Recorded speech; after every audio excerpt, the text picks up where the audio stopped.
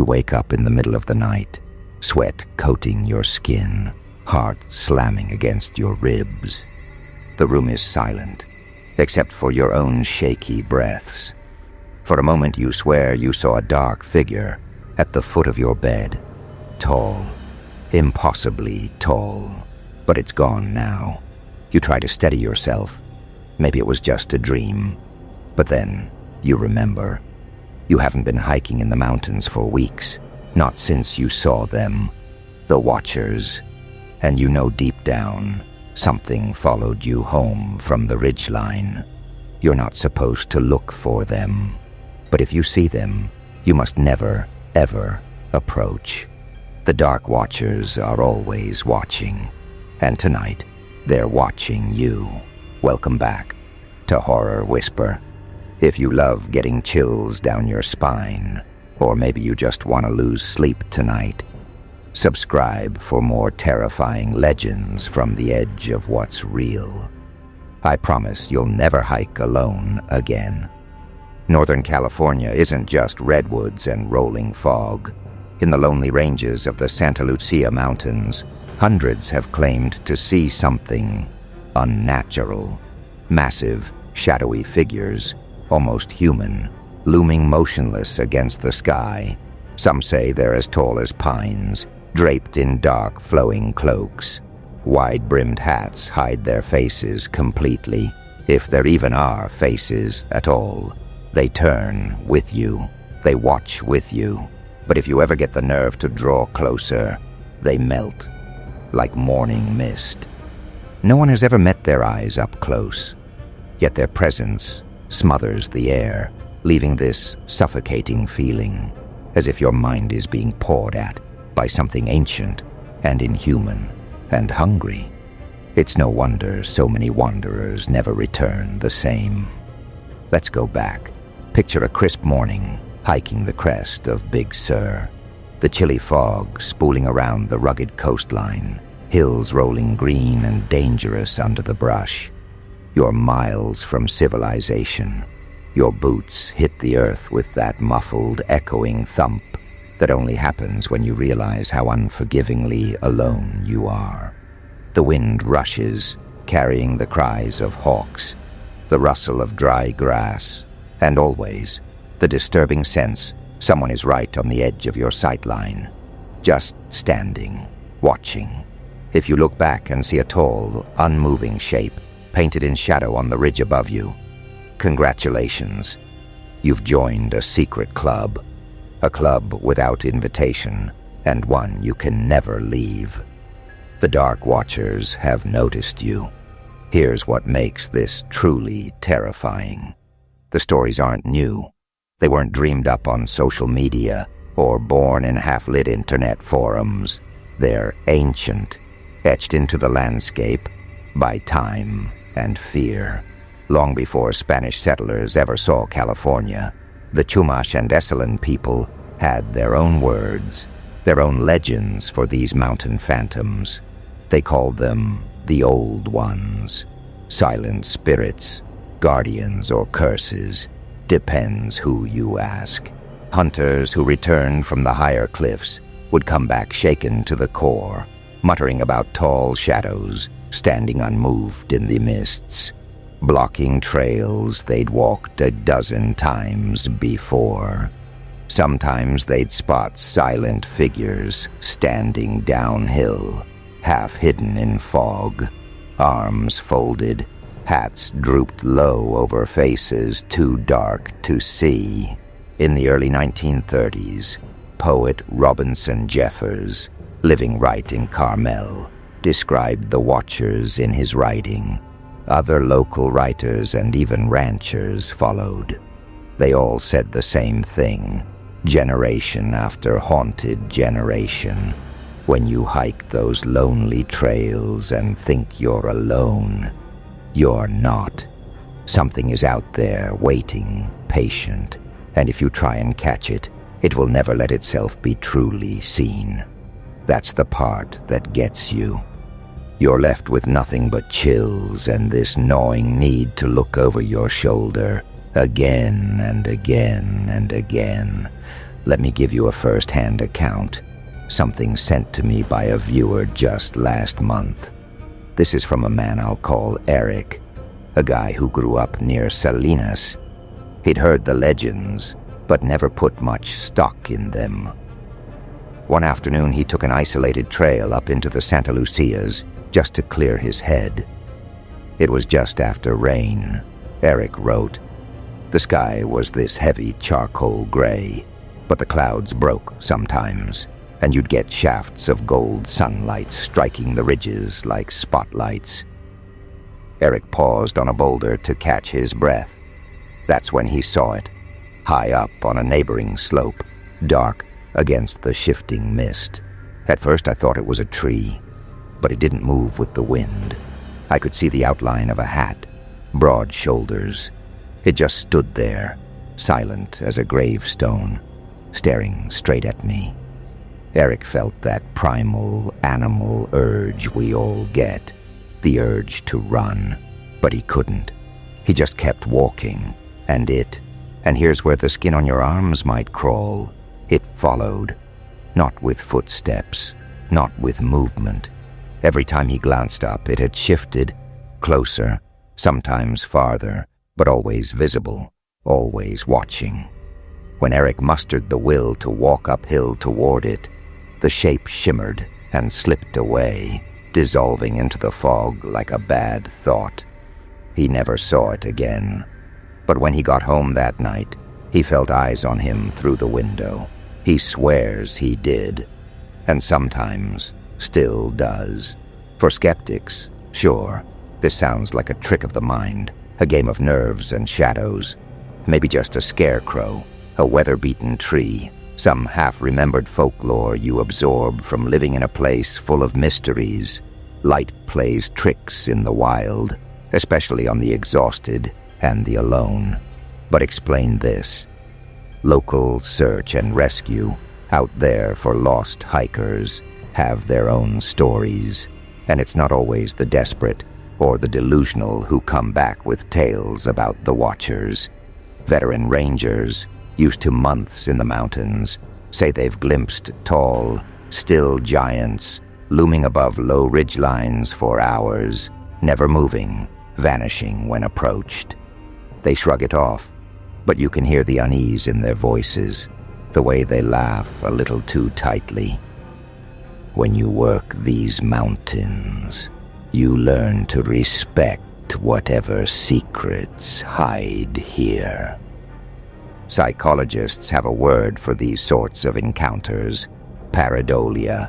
It's the mind's knack for finding faces and figures in randomness, shadows becoming monsters thanks to our pattern-hungry brains. The Santa Lucias are bursting with bizarre boulders, crooked tree trunks, and mist so thick you could drown in it. Your mind could conjure anything given ties to old stories, right?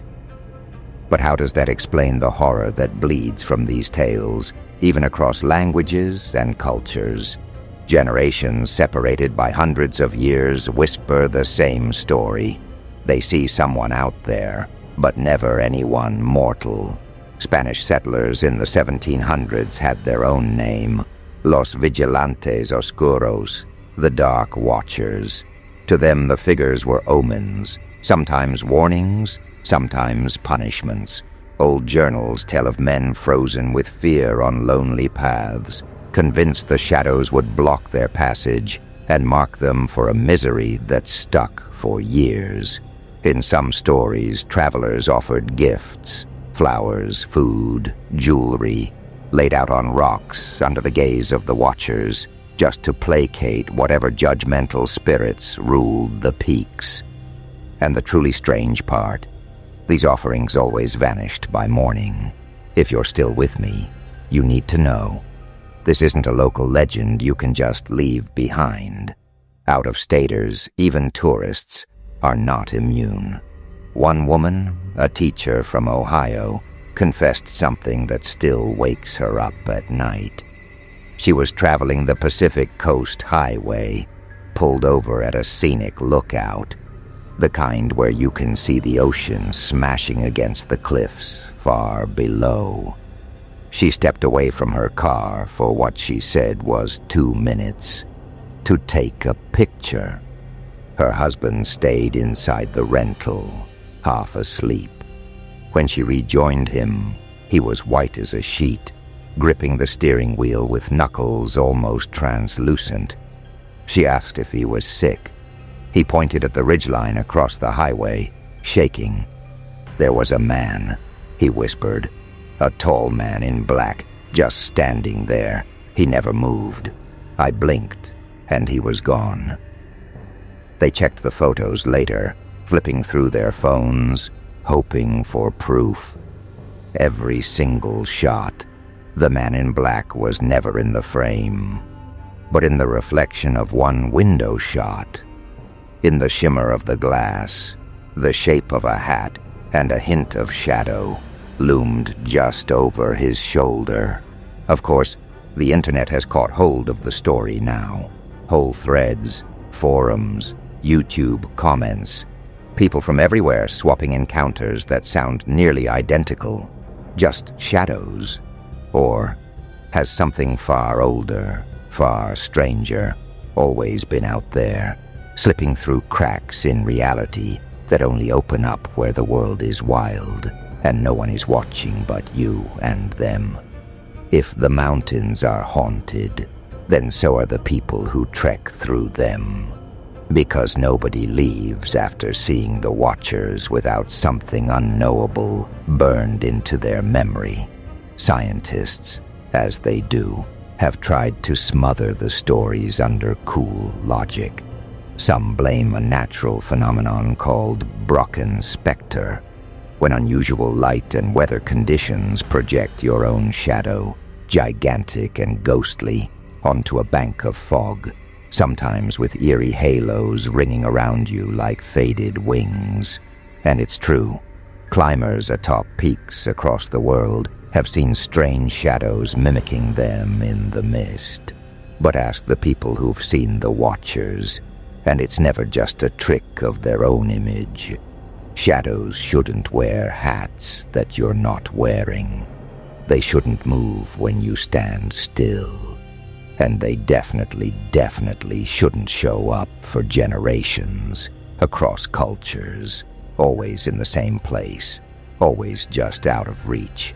One Monterey rancher in the 1950s made a routine of hiking before dawn, shotgun in hand.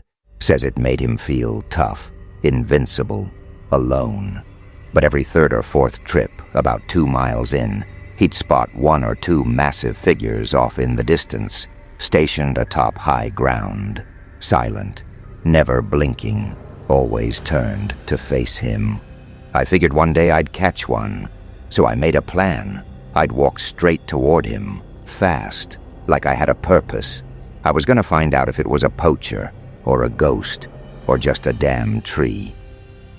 But each time he cut the trail, the Watcher would be gone. A patch of moving shadow, a cool breeze, nothing more. It's like they left when they were done with him, not when he was done with them. So what are they?